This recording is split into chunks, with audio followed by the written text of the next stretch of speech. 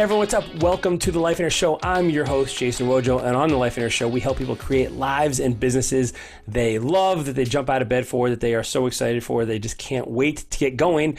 I am joined by my friend and co-host, Polish Peter.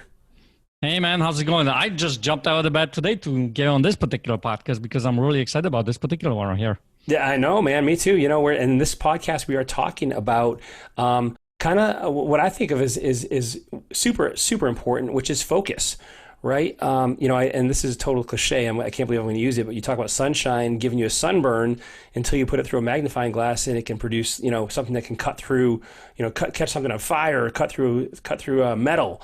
The power of focus is incredible, especially as it applies to business, and we're going to talk about, in this episode, we have Mike Stansbury, that we do an interview with, and he's a guy who, like myself, had a lot of distractions, had a lot of businesses, and when he learned to focus, he was able to amplify his outcomes, really focus on what was most important to him, and get the results that came along with that.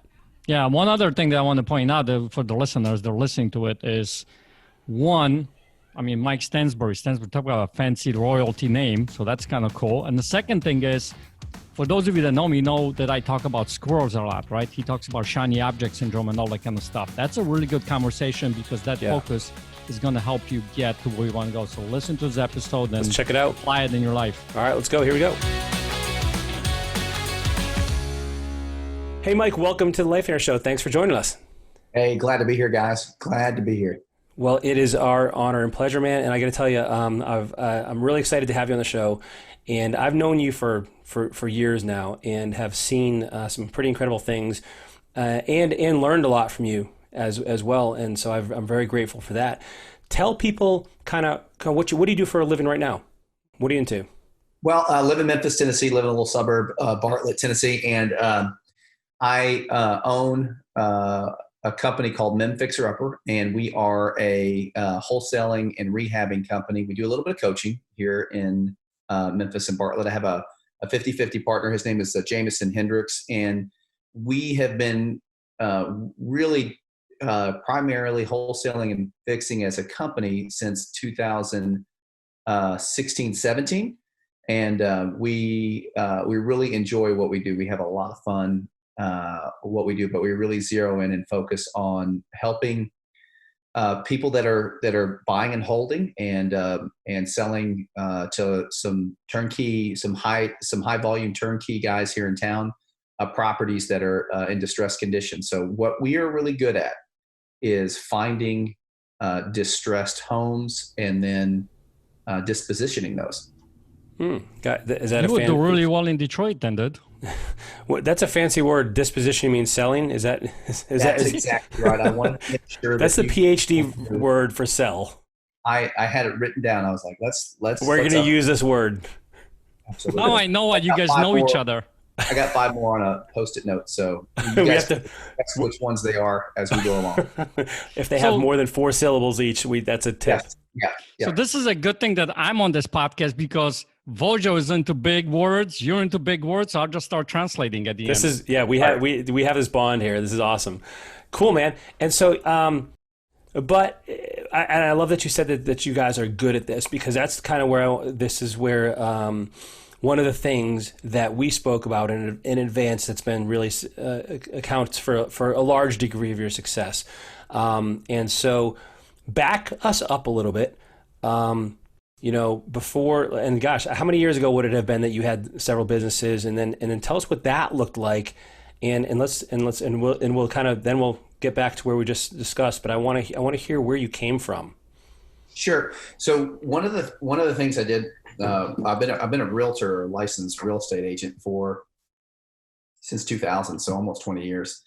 But I was always kind of this entrepreneurial person, and I saw other people doing a lot of things, and I thought, okay, well, I can not only be a real estate agent, but I need to be a property manager.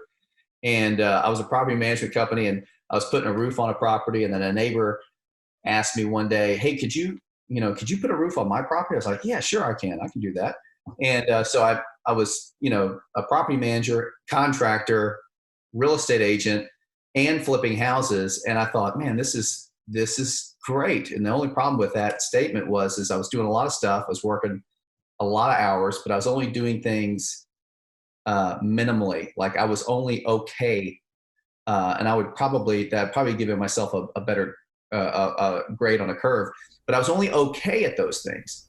And I was always, thinking, well, I've got to keep these things afloat. And so my focus was not there. There was no focus at all. It was just, hey, what can I do next? What can I do next? Can I flip a house? Can I get a roof? Or, I was trying to figure all these things out. And I was a one-man show with a couple of people that, would help me. I had my roofer and I had some people help me with a property management company. I had an assistant, and she was juggling all these LLCs, all these businesses, all these books. And that's when I got involved and got coaching, specifically from Steve Cook and Lifeonaire. One of the things that happened is I have a friend here in town, and him. His name's John Paul Moses, and he put out a post one day about, hey, we have an opening in our group, and if he described Steve Cook and Lifeonaire and the group, and I was like, I want to be a part of that. And so I got an interview, talked to Steve, and immediately joined the group. Went to a retreat, kind of laid it all out just like I laid it out to you, Wojo.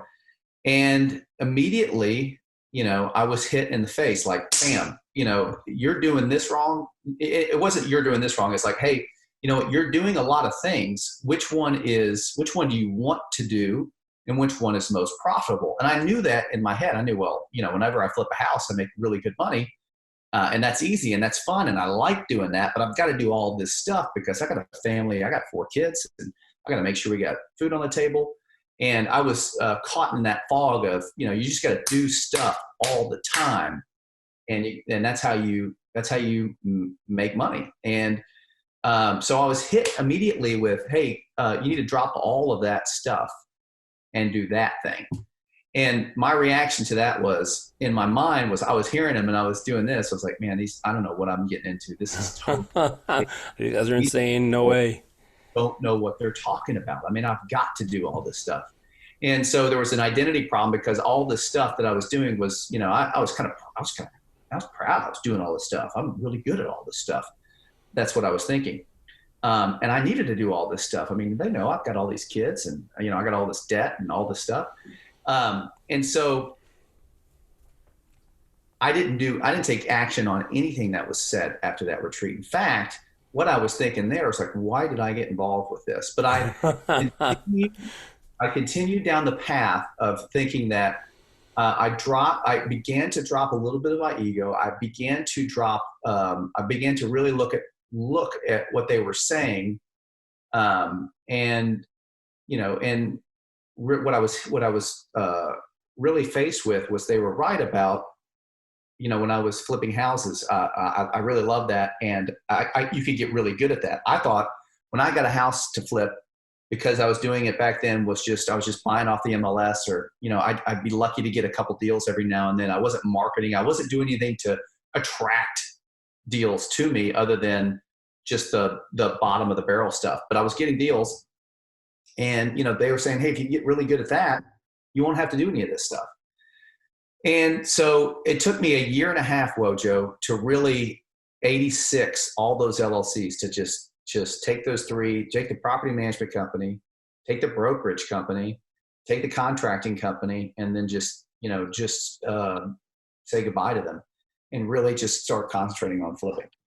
I would say that it took a year and a half, and then it took another year and a half of 2 years of coaching to get so good at it that really we did okay. But now, 3 years into being coaching and listening and dropping the ego and dropping some of the baggage that I needed to do, and just really concentrating on that part, the fruit began to drop and became good, better, and we're working on being best at it right now.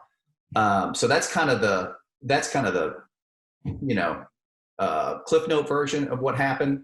there was, there were peaks and valleys. There was like, hey, you know what, we're having a bad month. I could go out there and canvass the neighborhood for roofs, but that would have taken away, my focus on exactly what I could be really great at. So does that make sense? Yeah. So listen, I got a question for you, because I feel like speaking to a lot of people that I come across with, whether it's at, the events that we do or even my coaching where they come in, I see a lot of people who do this path, right? They have this business, this, right? And it's like, some of it feels like it's a definition of this hustle that they have, people out there that kind of projecting out there, right? You got to hustle, you got to do this, you got to do whatever it takes kind of thing, right? I'm curious with you, what do you think was driving that kind of a hustle for you? Well, it was a little bit of the hustle culture. You're buying in. I mean, you're hit all day, especially as an entrepreneur and in the business that we're in. You are a human being, and everything is ranked in our society. Every part of our culture is, you have the top 10 college football teams. You have the top whatever, and men especially, or me. I'll just speak for me. Sometimes I would be caught up in the measuring stick of measuring myself against other people. Or I have a younger brother, and every Christmas we'd arm wrestle, and I would win every year, and then he would win. One time he won, and it was just devastating to me. And so this is the things that you deal with. You just have yardsticks. And I was on that entrepreneurial yardstick. I can have multiple businesses. I can do this. The problem is there are people that are successful having multiple businesses, but they do it the right way. They are outside of the business, right? And they come in every now and then to tinker in with the leadership or the management. But that's one way to do it right if you have that skill set.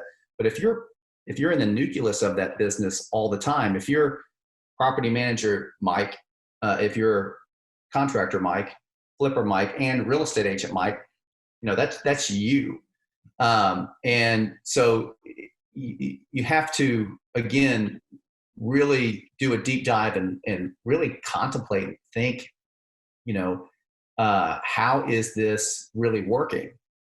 Because it's you that's really working all those businesses. It's not you leading those businesses. And so I was caught up again in that entrepreneurial. Hey, I want to be a big guy. I want to have a name for myself. I want to carve out my niche, and I'll do it in these businesses. And so, and a lot of people get caught up in that. And to be honest with you, I was definitely caught up in that. Again, I'll tell you, I came to the retreat thinking, man, these people are going to be impressed with me because I have 4 businesses that make about $8,000 a year. Of course, you never talk about that part, right? That, yeah. Yeah. Dude, I can totally relate to this. I had multiple businesses as well, and kind of the same thing happened to me because they really weren't businesses. I was an owner operator, and same thing as you is when your efforts are diluted so much among all these different things, like none of them really perform the way they should or they could. And I think this is, like Peter said, fairly common. And in your case, I'm also wondering if you would have had, we talk about having a vision on the Lifeonaire Show sometimes, and knowing exactly what you're after. I wonder, did you have a vision when you started these businesses, or that kind of came after? And that's part A of the question. Part B would be if you really had a vision as to what you were after, do you think you would have started all these businesses to begin with? Well, the answer is, if I would have had I didn't have a vision. I didn't have a vision until I went to a workshop, the Get a Life event. And then even after that, I had the vision, but it's when you decide to take that vision seriously, look at it every day, and it becomes your compass for your life. And so until that happened, Wojo, it didn't, it didn't click for me. It's like it. So, but if I would have had a specific vision before all this, again, I would hope I would have taken it seriously, but it was the vision and the coaching, and then being around the group of people who were also taking their vision seriously, is because this is very important for people. There are people in your life that you're paying attention to that you shouldn't, and then there are people that you should. You have to drop certain. I don't want to call them necessary relationships, but what are you concentrating on? So whenever I took more seriously my group, and I would see the successes that other people were having because they were paying attention to their vision, they were getting good coaching, and they were being held accountable. They were holding themselves accountable to their vision. And so it wasn't until, I don't think beforehand, even if I wrote down, hey, this is exactly what I want, what I would have wrote down was probably being really good at all those things. It wasn't until I was like hit, like going, hey, do you need to think about having all those businesses and what that's going to do to your life and your time. And I can tell you, I was when I was a real estate agent for a home builder, and I was doing all these businesses at the same time. I was working the weekends, selling new home, new construction, and then doing all this other stuff during the week. And I thought that was normal. I thought that's what you did. My wife would say they would come on Sundays, drive to the model house, come see me with my son, who's now 17, when he was, 7 or 8 years old. And they just wanted to come see me because they wouldn't be able to see me all day on Sunday until I got home after dark. Because I was working 70, 80 hours a week. Guys, I barely work 20 hours a week now, like really specifically. I'm home a lot. Even, whenever this is broadcast, we're in the middle of the quarantine right now, or the coronavirus, and things really haven't changed much for us. We're home a lot. We're not, here's what has changed. We're not able to go out just like everybody else, but we're not, I was talking to a police officer the other day who's married to my wife's cousin. He came by. I said, man, how are things? He goes, man, domestic violence is up a lot because people are right. Yeah. Oh my gosh. That's all we're doing. And, lucky for us, we're here. We're a family. We're here a lot. We do, we homeschool. So, but contrast that back then, I would have probably wrote down on my vision, if I didn't have the guidance, have all these businesses, crush it in new home construction, crush it in property management, crush it in real estate. So it really wasn't until I could saw people again and paid and made them more, focused my attention on people that were actually doing exactly what they said they're going to do on their vision, paring it down and really focusing on that thing. That made it real for me, and that helped me kind of make the necessary changes in my life to have the success that we're having today. So what was it, man? Like what? So, and by the way, like the other thing for me that certainly I had diverse interests and I love different things. I like to see succeeding in different things. And then some of that was like I almost felt like, hey, this is an opportunity that got dropped in my lap. I don't want to miss it. And there's all kinds of reasons people go into this and find themselves in this situation. For me, it was also a little bit of fear when I had a similar story where Steve was coaching me and he said, hey, you really just got to focus. You got to pick one. And I was afraid to pick one because I'm like, what if I pick the wrong one? What if I pick the wrong one? What was it in your life that happened that actually made you realize it might be the best move to actually consolidate? Like what actually switched for you from realizing this wasn't giving you the results you wanted and made you make that change? Like, because you did get rid of a bunch of the businesses. Like, do you remember what it was? Did they naturally kind of self implode, or did you make that decision, or did they just not do well and that you just had to let them go? Or like, how did you get there? Well, it was one of those, I think it was, I really was concentrating on trying to market. I was in the group, and I was in our group, and there was a lot of people that were flipping houses, and they were doing it great. And so I was starting to get ideas about marketing from them. And so it was when I started, and when I took action on some marketing that I did, direct mail, and Post-it notes. I started doing these things, thinking in my mind, this is a waste of money. It's not going to work. But they're doing it. So maybe there's something to it. But I would think in my mind, this probably just works in their market. And then within about 2 or 3 months, I was getting good leads. Those leads were turning into deals. And I then I just did okay. And then I just looked at it. Okay, what does this look like in 6 months if I ramp it up, and just did this? And again, of all the things that were very profitable and less time consuming, flipping houses and wholesaling houses was it. I mean, it just, numbers didn't lie. And I loved being a problem solver. I actually enjoyed getting to know the sellers. I enjoyed the whole process. So I'm lucky that I still love it to this day. I still love going on appointments. I still acquisitions manager. So it was doing that, seeing the result, and then going, oh my gosh, they're right. Those people are right. I could actually, when you like write down the numbers right and you look at them and it becomes real to you. If I could just concentrate on doing this, then I can drop that to all of them. And so I knew I was picking the right one. Because I knew I didn't like contracting.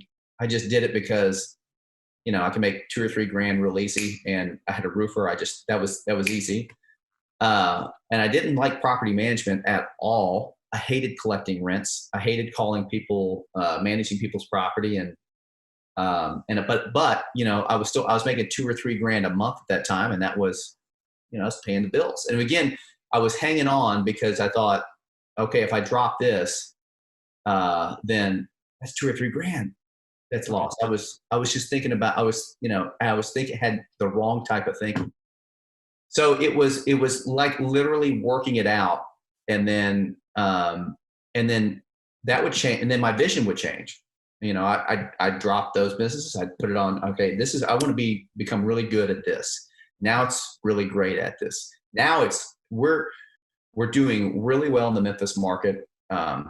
We have a good bit of market share, but we're not the best. And I want to be the best. I want to, whatever that looks like. But we wanted to become the best at it.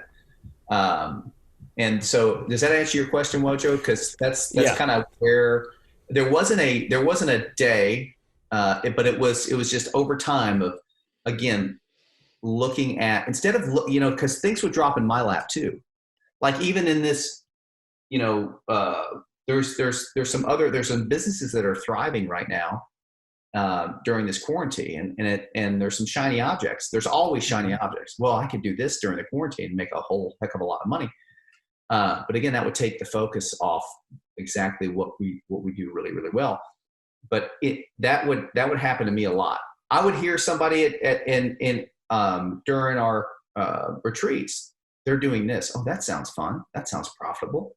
Maybe I should look into that. So that, there's always that shiny object syndrome. I am lucky. I feel like I'm at this point now in life where the shiny object syndrome, my vision is so clear that whenever I see a shiny object, I'm just like, oh, well, somebody's going to be really good at that, not me. So kind of that's where I am with all that. But I'll tell you, I struggled with it a lot because, again, part of my identity was Mike the entrepreneur. Mike, we would get a lot of, I don't know, a lot of people struggle with this. My mother, father, my in-laws, when they would see me be an entrepreneur and they would see a struggle, they're like, when's he going to get a real job, for like the longest time? And so that was part of my identity too. I'm going to show them because I'm going to have all these businesses and just crush it out there and, tell them to go pound sand. Now I get to tell them to pound sand, but I just do it with one thing. So listen, I got a question for you, because what I heard from your share right now is back in the day, couple of things that were happening for you was, one, your identity is Mike the entrepreneur. That's a pretty big spectrum kind of thing. Look, I used the big word. It's a pretty big spectrum, right? I'll check it off the list. That was all right. Yeah. Second thing I heard is that a lot of that you taking on different jobs and everything had to do with focusing on the lack, right? The scarcity. If I let go of this, $2,000 goes out, right? $2,000 goes out. And now what I'm hearing is you're focusing on the possibility, because you started seeing, the wholesaling business pick up and you see little successes here, right? And now you get a little more confidence and you're focusing, okay, this is my vision. And what I also heard is that the accountability, not so much from other people, but being accountable to your vision. And I think that's a huge part of eliminating the shiny object and really those squirrels and all that kind of stuff, right? Right. And I have a question for you. Has your identity changed now? Is it still Mike the entrepreneur, or is it something else? You know what? That's a great question. So my identity is tied up into my faith more than ever now. And as a byproduct of that, I want to be a problem solver for people. So I do a lot of networking. I'm involved with a networking group here called BNI, and I'm president of a chapter here. And I've really enjoyed talking to people and helping people solve problems, their irritations, whether it be a problem I can solve in the real estate end or something else. So, what I have found is I've taken what I've learned from coaching and from Lifeonaire, and I actually try to take that back home with me to really get good at relationship building with other people in other industries. And when I'm my contractors, my electricians, my everybody, I want to get to know them, talk to them. I want them to use me as a resource for, hey, do you know somebody that does this, that can help me with that? That's what I want to be identified as with, is how do I add more value to people? How do I connect people with the right people, if that makes sense? And obviously there's a huge benefit and byproduct of everybody sees me as the expert person when somebody has a distressed home to sell, when their parents pass away, or they have to take them to a assisted living facility, or they inherit a house, whatever, or whatever the situation is. But I'm helping them first. I'm finding out what solutions I can help people with first. So that's kind of where that's kind of on my vision is how do I do that? How do I do that for my employees, for the people that work for me? How do I lead them in a way where they're crushing it, winning it in their specific tasks that they have to do? So that's where my identity is tied up in, is how can I, that's where let me just say this, that's where I want it to be. That's when I'm really feel like I'm getting a lot of joy from work, is when I'm talking to people and finding out from them where's their pain point and how can I help them. So that's where it's kind of changed for me. And that's why what I do for a living, when I say I work 20 hours a week, I mean, I really don't classify what I do as work. It's just a lot of fun talking to people. When you can frame every conversation that you have with either a distressed seller or somebody that's doing some work for you, or somebody in your networking group of I mean, how can I help you? How can I give to you? Or, hey, what's going on? And really be genuine, because sometimes it's not. Sometimes it's, that person. And I've been this person is, man, I want to act like I want to give to them, but I need this from them. I need to get this from them. I need to get a better deal on this. If you can take that away and then really concentrate on helping them, then it's Katie bar the door. It's good stuff. So listen, one of the two big underlying things that I just heard from you, I think that will be really important for the listeners, is this. One, your focus changed from me to how can I help problem solve for other people. Like right now, your focus is on other people. How can I pour into their life? How can I support them, right? But then it was more, I'm the entrepreneur, me kind of, right? There's ego and all that kind of stuff. So that's one big thing. And the second thing I heard is, in order to do that, your vehicle changed. Back then, your vehicle was all these businesses. Now your vehicle is the wholesaler, distressed property kind of a thing, right? Right. And putting those two things together, you're starting to work on the business in a much more efficient way, right? Right. And you become the best, right? That's what you're going after right now. Right. So, I heard something similar, Peter. So I heard that you went from competing with people, measuring yardsticks, right, in the ruler, versus pouring into people. And so that's the difference. And even from a genuine place, like you said, like from a genuine place, which I'm sure has also helped your business, not accidentally as well. When you made this shift to the business, did you also shift what you did in the business? Did that also shift, or did you just kind of focus? How did that play out? Well, yes, over time. So one of the things I love about being around you guys and other people is you get great ideas on what to read, what to pour into and consume, and how to do business. So a lot of books, a lot of great along the way, a lot of great books have changed the way that I've done business and delegated tasks. Right now, when I was just flipping houses, I was in charge of marketing. I had an assistant; she would help me do the marketing. But I was pretty much doing everything you could do in a wholesaling operation. When I got my partner, Jameson, our business was, I was doing the marketing. And once I had the business, once we had a property, he would take over and do the flip rehab part. And we both would do acquisitions. Now, today, our business looks like we have a gentleman named Daler who's on our team, and he does all our marketing, everything. And we use Postal Impact. We use a couple other folks to help us get our message out there. But Daler really takes care of that part. Jameson still does the rehab part. All I do right now is acquisitions. We have Jameson's wife, Raffi Joy. She does our lead management. So it's changed radically. I was doing parts of all of that for a long time, and now the only thing I do, like today, I have a 5:00 appointment, is go on lead appointments, and it's the best. It's what I love the most. Well, so that's actually the reason I'm asking, is because what I see here is the first level of your changes was deciding which of your businesses you enjoyed the most, that was most profitable, that fit your lifestyle, had all these other criterias that you're good at. And now you actually brought that down a level to you personally. What am I best at? What do I enjoy the most? And where am I, best, what seat do I best fit in? So you've kind of done that at the macro scale, and now you just did it at the micro scale as well.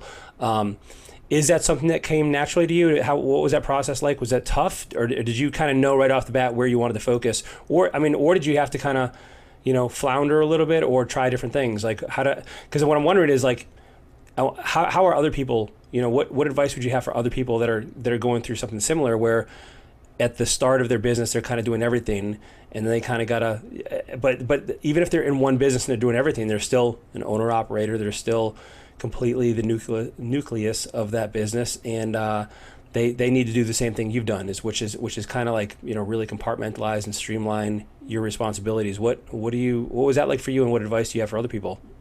Well, so you're going to struggle with it at first, especially handing off the task. And it's kind of like this yesterday we have 3.5 acres, and my daughter Caitlin was mowing the lawn for me. 15 years old. She wants to start earning money for a car. So I like to mow the lawn, and I like to mow straight lines. Right. This is the first time mowing the lawn with this the bad boy. This is a riding mower. This is a fun kind of, and I have to remember. Yeah, Peter, she's it looks like the ocean out there. So I have to remember, and this is hard as a parent. My wife is really good at telling me, hey, they've only done this 2 or 3 times. When the 11-year-old loads the dishwasher, it ain't going to be like you. So don't, just show them how to do it again and again and again. And, but I was getting frustrated yesterday. I was like, hey, it's really stay in the line. It's just so easy. Stay in the line. And she's literally like, I just, and she's trying to figure out everything. And I'm like, just stay in the line. And so I had to go, okay, all right, wait, all right. So I let her mow the whole lawn, and there were just a couple places that she missed. And normally that would just rile me up because, you're with your kid all the time. And, and this is a problem I have, but I dropped it. I was like, you know what? You did a great job. I said, a couple things you just got to work on next time is you missed these two things here. But if you're getting mastery over the lawnmower, and next time it'll be better. And it's the same thing you got to do with all the things that you think that you crush it at in your job. See, the thing is my identity went from all these businesses to, okay, I do everything in this business and I do them great. No one does it better, to going and then looking at other people, Wojo, that had other people working in their business, and knowing that if someone does what you're doing, your marketing, 70 or 80% of how you do it, that's going to be great. That's going to be okay, because it's going to take a lot off your plate so you can concentrate on that one thing. And then you can work to get them to be proficient. So the tough part is, the whole dealing with your ego, the whole dealing with your pride is a lifelong pruning, and start pruning and give people, especially your employees or the people that work with you, grace to make mistakes so you can help them be more proficient at it. So it's tough, and it's not easy because, I was the marketing guy, and I'm teaching this kid's 19, 20 years old how to do marketing. And of course he's going to suck at it at first, because you suck at everything at first. But now he's a lot. We had a Zoom meeting yesterday. I was like, dude, you're killing it. We're on the same page. And not only that, you're thinking about how I think. And I really appreciate you doing that. And that allows me to just do exactly what I want to do, which is go on seller appointments. Well, dude, what's even cooler about that is what I hear is like, now when you teach somebody that process, and eventually you see them starting to grow, in a way, you're kind of pouring into them, just like you were talking about earlier, pouring into other people. Now, of course, it's a little bit, sometimes it can be a little more challenging to pour into people when you have some skin in the game too. Like this is your money, it's your business, and that can be more challenging. But also, now you get to see this person, the enjoyment and fulfillment of like helping this person develop this skill, and you're seeing them grow and them flourish. That's a super cool thing. So in a way, you're almost getting to do this internally in your own business as well, and removing yourself again, getting over your own ego of, and this is, Peter, you know this too, like how common is this in all of us, whether it's we think we're the best, or we're afraid to let go, or what if, or I don't want to be dependent on other people. Peter, side note, we need to do an episode just on this whole thing of hiring people, because we've seen this so often. It's so common, but you've really, it sounds like done a great job with that. Yeah. Well, I started thinking, because, I have a conversation with my wife, and, Wojo, I don't know if you've had these conversations yet. You've been married, what, 4 years? What are we, 4 or 5 years in? 3. Great. All right. But every now and then, I've been married, this will be 19 years in May. Every now and then I'd get the question, hey, what happens to the business if you die? And, that's a great question. Especially I've seen in the last month, I've seen locally people here, friends of mine had, people pass away at my age. Okay. What have they set their families up? We've done I've done the life insurance thing. I've done the estate planning. But with the business, if I were to exit in, the business, because we're all going to die early, what happens? And that's a good exercise that not only have to set up your family, but also your business is, can your business thrive without you? Well, that's a big ego check. That's a huge ego check, but it's also a good exercise to see, okay, how could it? It's an exercise of how, if it were to, how could it provide for your family? If we're talking about a real business here, how could it provide your family once you're gone?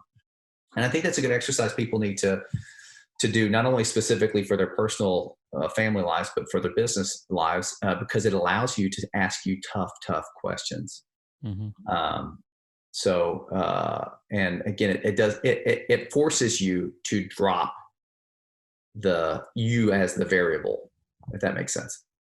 Yeah, totally, man. So I got a question for you. So when it comes to this kind of transition, because we started from, having all these businesses, and there's a lot of people who are doing this, right? Even like right now, because right now I think there's a lot of scarcity in the world, right? Because people are, all this stuff is happening, right? To focusing on doing a business like what you are doing right now, where you're going. What would you tell that person that's listening right now, like, to be able to switch that, to make that transition, to go with that? Well, I think that there is, honestly, I've been really thinking about the whole problem that we're having right now with the virus and how it's affecting people and people's mindset. I can't help but be I can't help but be what's the opposite of pessimistic? Because my brain's not working. Optimistic. There it is. I was big words from me, guys. I know. That was another one. I want to help you out. I was going to say opportunistic, and I didn't want to say that word. I was like, I know it's opportunistic or optimistic. My goodness, I'm telling you it. The problem is, boys, we've been sleeping in too much during this. That's it. Right. That's it. Brains aren't working yet.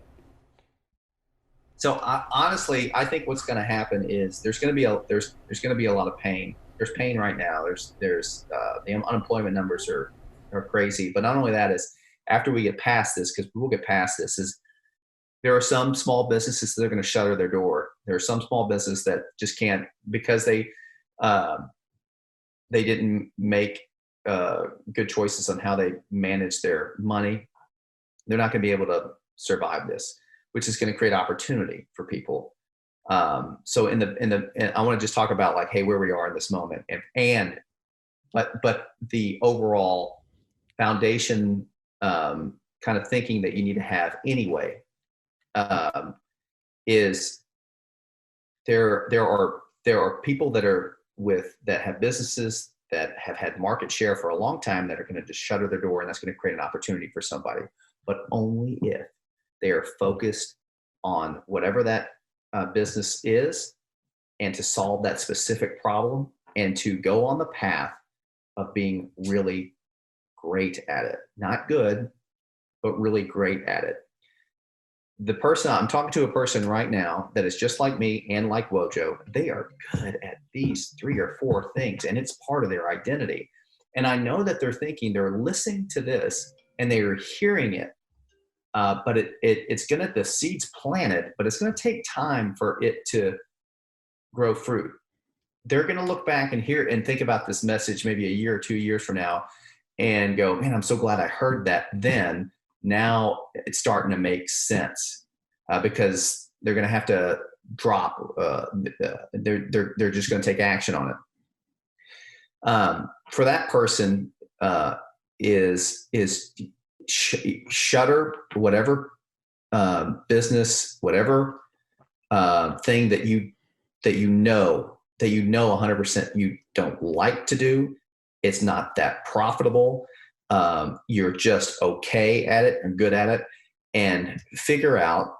And if you have a coach and they can help you look at your numbers, or if you have some other wise person in your life, help them.